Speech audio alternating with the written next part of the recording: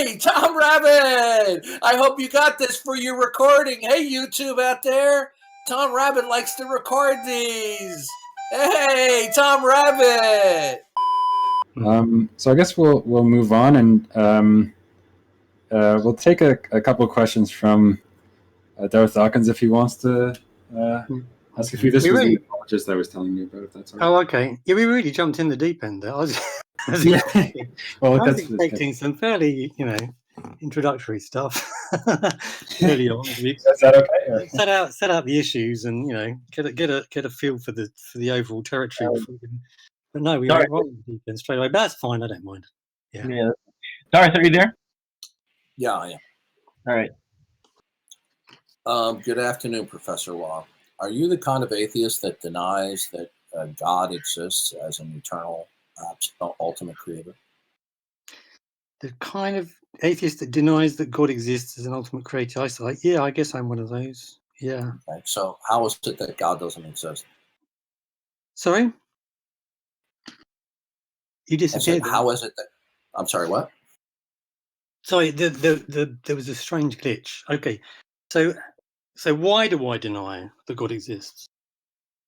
Why am I a strong atheist as opposed to a sort of a weak atheist that merely fails to believe in such a being? Is that what you're asking? Yes. Right. Okay. Well, it partly depends on which God you're talking about. So if it's a good God, then I think the evidential problem of evil is now, very my significant. question doesn't contain that issue. Okay. When I define God, defining God as that which is ultimate, eternal, a mind, and is the source of all possibility and impossibility. Whether or not that God has extended properties doesn't concern me when it comes to the denial of God. So how does that God not exist? Okay. Well, that's not how everyone understands God. Well, that's a minimalist definition of God. Yeah. But then William Lane Craig says that once you've understood God as the greatest conceivable being, then moral perfection gets built in automatically. Well, I'm just simply defining God in a minimalist way that every atheist would reject. Do you deny that what is fundamental and ultimate to all possibility, and that it is a mind, that does not exist? Well, that's a much, much weaker claim. And I'm much less bothered by it. And I haven't spent a lot of time arguing against it. I've tended to focus most of my energy. So then you're not an atheist then. You just disbelieve in many gods. No, I didn't say that. So do you disbelieve in all God concepts? Including the one I just gave you? Yeah, I do disbelieve in all of them. But the reasons... let's be clear, okay? So often people, when they want to talk about the existence of God, will start off with a very thin conception, but then it turns out that actually what they're really committed to is a much thicker conception in which God is good and praiseworthy and deserving of our gratitude and worship and so on. And these are very different conceptions of God, obviously. And it seems that you really just want to focus on the very thin conception of God. No, you reject all God concepts. Is that correct? Well, not necessarily. I mean, if you want to define God as... So then you're not an atheist, then you just disbelieve in some gods, okay? Isn't atheism the denial of all God concepts? Well, it's the denial of the existence of gods, not concepts. Well, that's what I'm referring to, okay? So do you deny that what is fundamental and ultimate to all possibility is a mind, God? Do you deny that? I'm not even sure I understand what that means. Do I deny? Yeah. Do you deny that what is ultimate and fundamental and the source of all possibility and impossibility, and that it is a mind? Do you deny that that exists? I don't. If you're a strong atheist, then you would deny that. No, not necessarily. You might. So atheists sometimes say that by saying there's no so and so, what they mean is I can't even make any sense of the idea. So are you a theological non-cognitivist? So if you were to say, there's a round square in the jungles of Brazil somewhere, I would certainly say there's no such thing. But by that, I wouldn't be saying, yes, that's this claim that there is so and so is false. I would be saying it makes no sense to talk about such a thing. So there are different kinds of atheists. Some deny the existence of something, say, oh no, the idea makes sense, but actually there isn't a so and so like that. And then others. I'm not hearing a clear answer to my question. Well, that's because your question is not clear. That's my point. My question, I know, all due respect, I think was absolutely clear. Do you? No, I don't really. I'm going to have to probably going to have. What is unclear about asking you about what is fundamentally ultimate and the source of all possibility, and that it is a mind? What is unclear about that? Well, even what is fundamentally ultimate is extremely slippery. I'm not entirely sure I understand. Ultimate just simply means it is the source of all possibility and impossibility, the ground of all being, and that it's a mind. Do you deny that exists? I'm not sure that there is a source of all possibility. I'm not entirely sure what possibilities having sources even. Okay. Do you deny that exists? Be one, or why there would. Do you deny that exists? This seems to be a sort of script that you're working with, like if you want to move like on. like a double glazing salesman. You're working with a script. Why don't you just read out the script and let's see where it goes? Suppose I say, yeah, okay, I don't believe in your God, whatever it is. I can't quite get a grip on it. You're not addressing my question. You're giving me a slippery response. I asked you a legitimate question. Do you deny that there is anything that is ultimate, the source of all possibility, and that it is a mind? Do you deny that such a being exists? I'm not entirely sure what it is that I'm supposed to be denying there. Okay, a being that is ultimate and the source of all possibility, and that it is a mind. Saying the words over and over again doesn't make it any clearer. Well, what is unclear about that? Well, words like ultimate are extremely slippery words. What's slippery about it? It's the source of all possibility.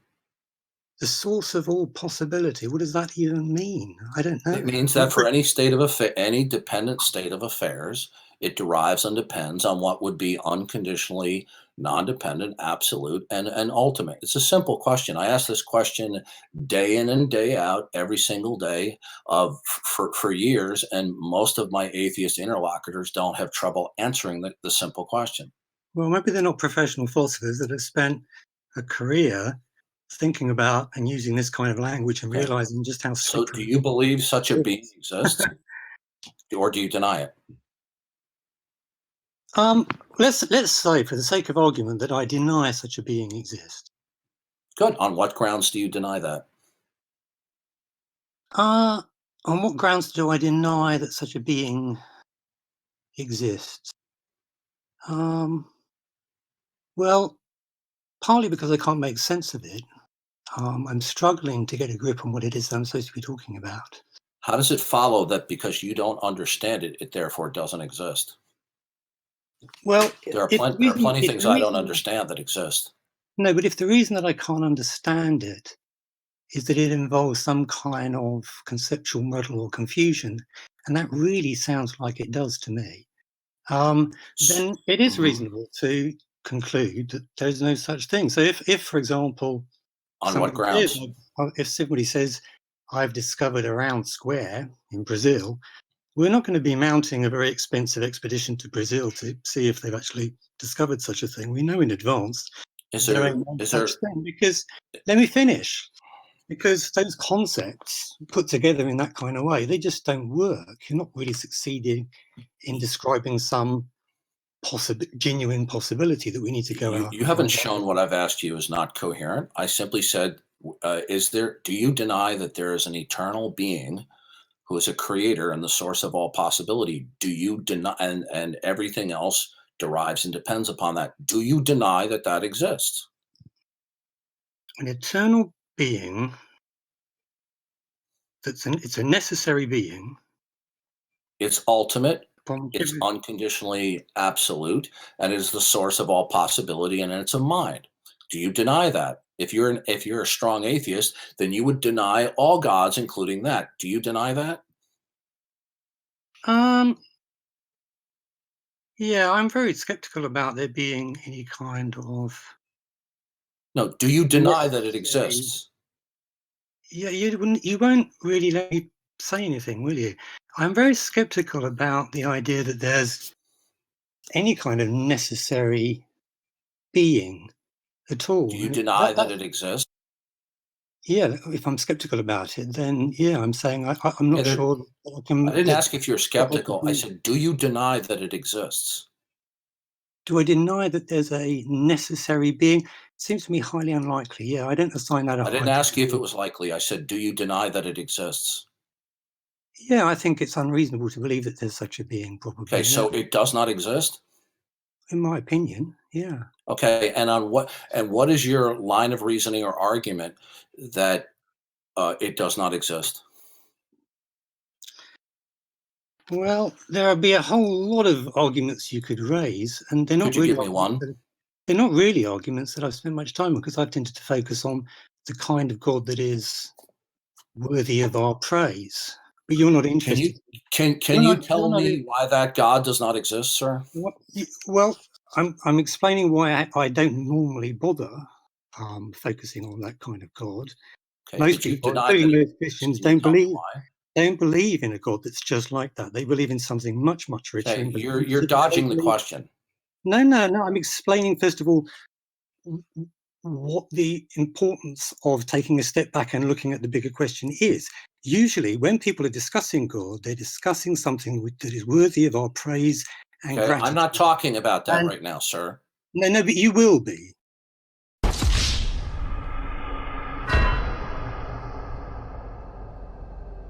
Later on, you will be, and that's why what I'm saying now is relevant.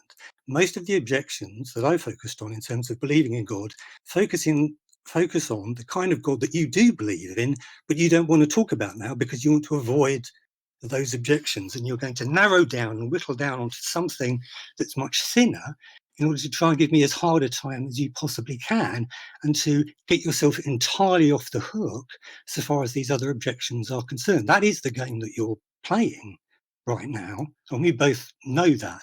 Now, I'm willing to play the game, but I want you to understand, and everyone listening to understand, that that is the game that you're playing, and I'm just going to play along with you if you wish. I think actually it's probably best that we move along. You haven't. Sorry, I think we're actually just going to move on from that.